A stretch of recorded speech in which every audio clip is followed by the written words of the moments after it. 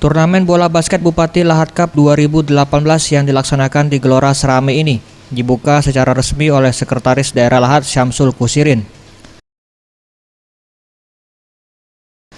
Acara pembukaan ini dihadiri Sekda Lahat yang didampingi para staf ahli dan kepala SKPD serta para pelajar dan ofisial.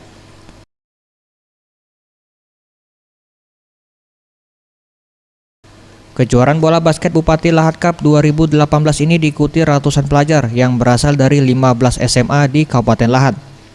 Rencananya pertandingan akan berlangsung selama 3 hari ke depan, yakni mulai dari tanggal 18 hingga 20 Oktober 2018 mendatang.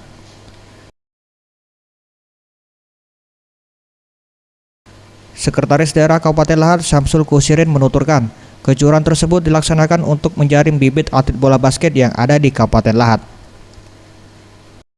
Untuk mencari bibit-bibit pemain baru anak-anak yang kita didik nanti mudah-mudahan dapat mewakili Kabupaten Lahat dalam rangka bidang basket.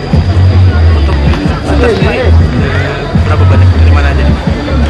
Ini yang ikut ini dari sekolah-sekolah SLTA se-Kabupaten Lahat, gitu, baik putra maupun putri.